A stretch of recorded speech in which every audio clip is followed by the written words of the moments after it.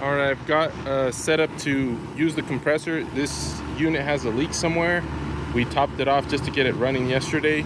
Today we're gonna recover the refrigerant, find that leak, repair it, and charge it back up. I've got my tank here. The tare weight is just with everything on it, but I have it zeroed on the scale there. I started an evacuation about 15 minutes ago and we're doing good. It's holding just fine. I have these pre-purged lines. The yellow one is attached to the liquid line. The black one is attached to the suction line. So now we should have liquid. Now that it's just started running, I don't want to run it too long with this door open, but we should have liquid right here. So I've already purged this section, but I'm gonna open this now, and I'm gonna isolate my micron gauge, and open this guy up.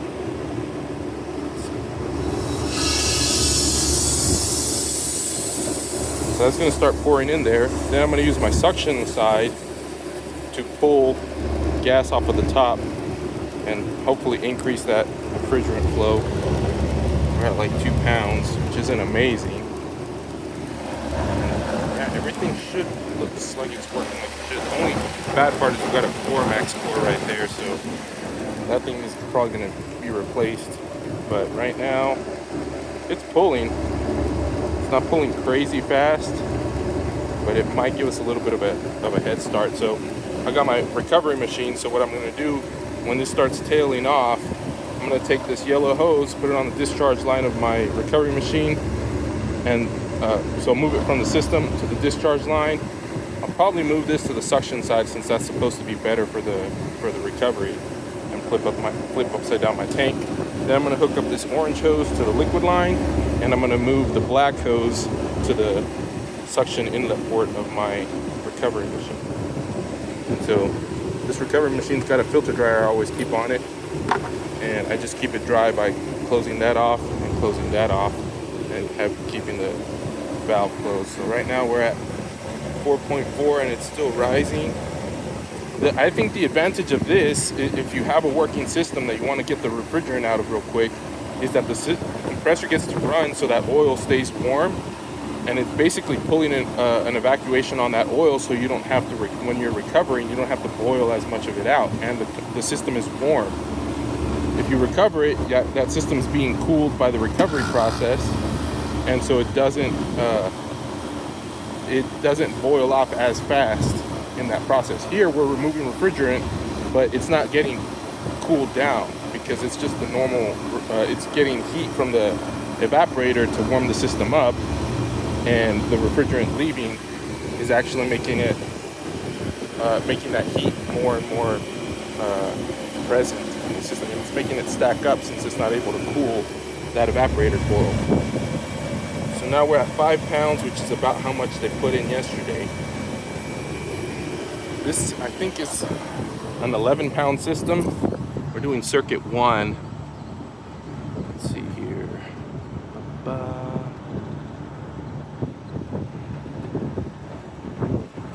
There it is. Charge is 11 pounds on circuit 1. Man, my nail looked nasty there.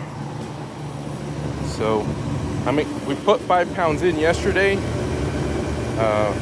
hoping that wasn't all that was in the system.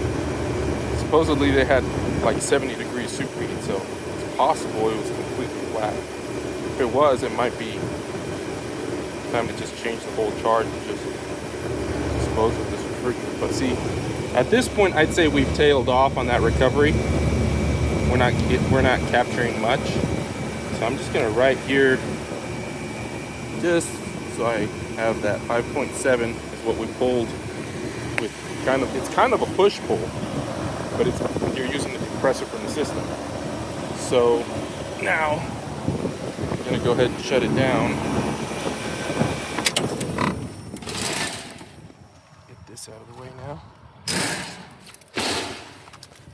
And then I'm gonna go ahead and isolate everything.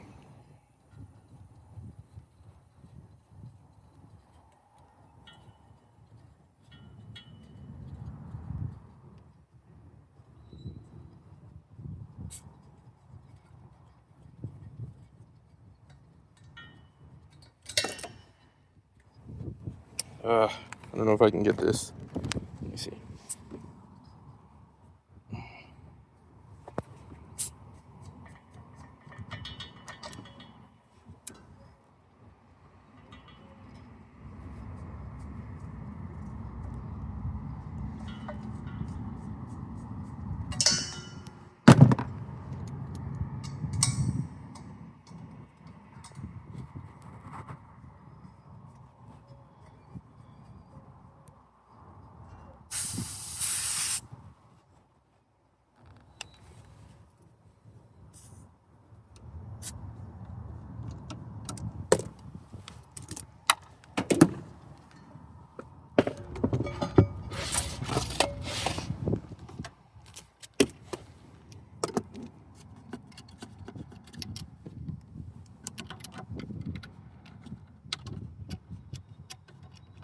Come on, baby. So that's on there. Now this has to come off, so I'm gonna go ahead and underpress this this Gormax.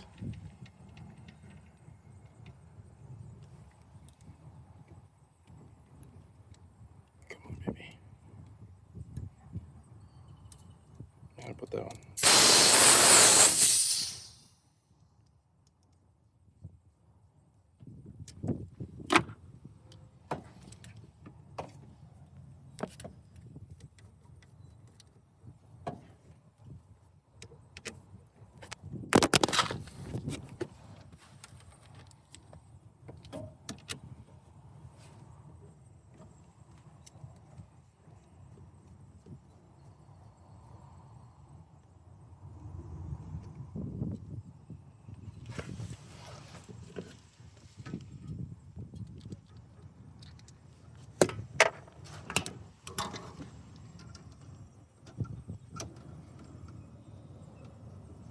So I can use suction gas to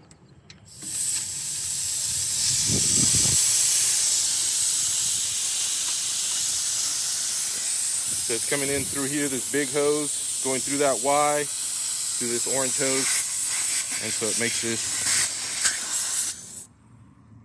makes this suction side of my recovery machine. This is all purged at this point. This should be purged as well. So now we have this valve. I'm gonna go ahead and actually open both of my ports, open both of them all the way. And then open this guy.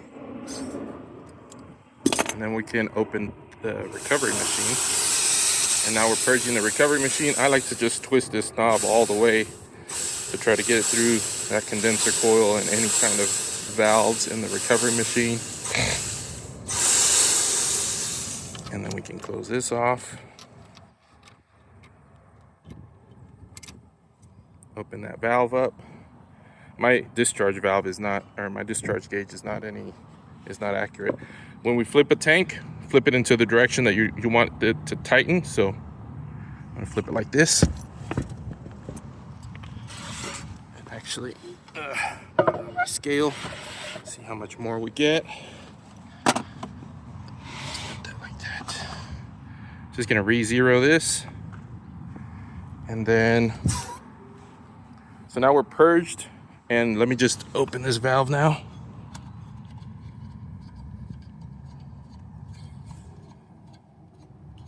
And the best part is the system is hot and our tank is cold. You can see here, it's got condensation. So it's kind of the perfect scenario for your recovery machine to perform in. So yeah, we got it hooked up there, purged through there. Recovery machine is open. Let's start it up.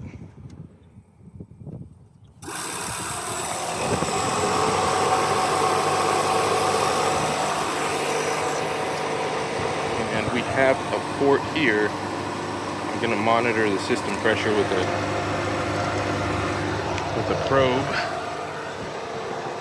So I just trust those a little bit more than my recovery machine gauges since one of them already failed.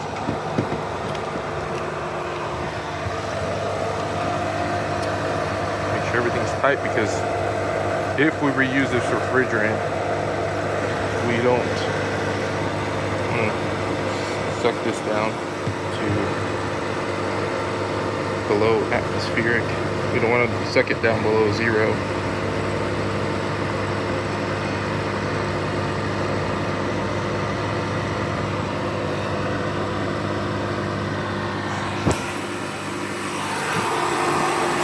above 0. There we go, 55 psi. I'm just gonna press that.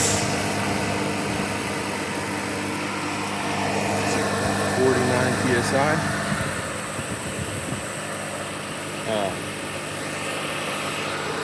But yeah, what I'm gonna end up doing, I'm gonna pressurize it, you know, do the leak repair, change the dryer, and I'm gonna change this because this looks like it's leaking. It's either leaking from this guy right here, right here, or it's got to be leaking somewhere at the top of that Formax. I hate Formax fitting so much. But yeah, I'd be changing that and that just as a matter of course. Since I don't have that Formax tool that you need to be able to change it with the system pressurized.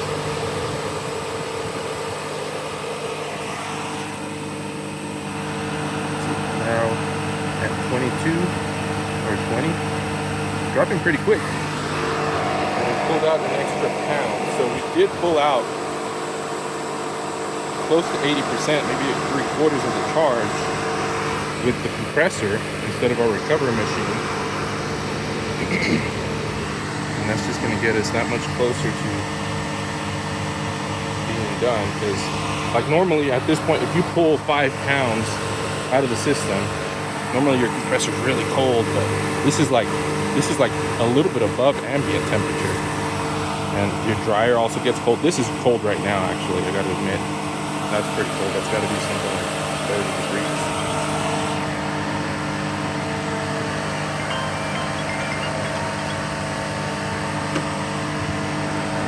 7 psi. What I'm gonna do is I'm gonna go ahead and shut down my machine when it gets close to 0. So like, I'm gonna let it get down to 3 psi, see how much it rises. Then we get a nice rise with restart. So there's 3 psi. Shutting down my machine there.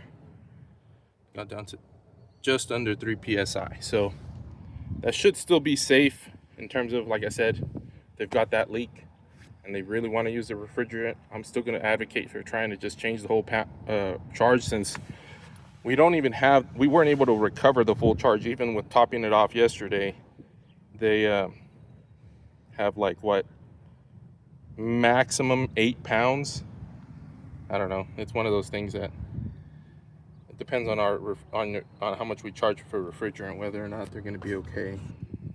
So we're at 3 psi and we're holding there. I'd say that that's going to be at least 95, even up to like 98% of the refrigerant's out of there already. And you can see it's all done in something like what, 15 minutes. Now the setup is that you do gotta like run the hoses, but as you can see, I was able to just use 3 hoses and just move them around. You just need a couple ball valves and a wire on your recovery machine. I feel like this might be a decent way to recover refrigerant when the system is running. If you got to come in and you got to change the dryer, or mostly that, you got to change that dryer for a burnout and stuff like that. Obviously, after you've replaced the dryer and the compressor, your system is going to be running.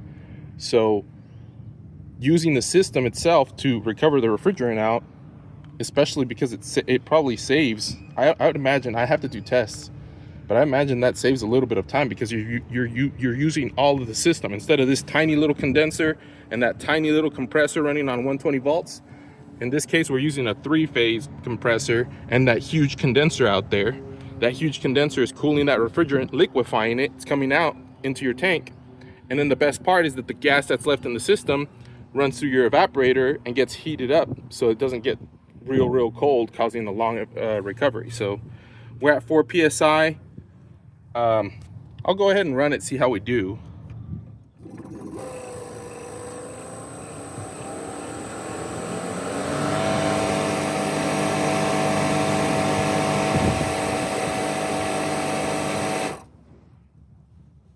So yeah, I think that we're done with our recovery. And that's kind of the stuff that you'd need. Well, I'm getting ready, but that's all that you'd need to do that.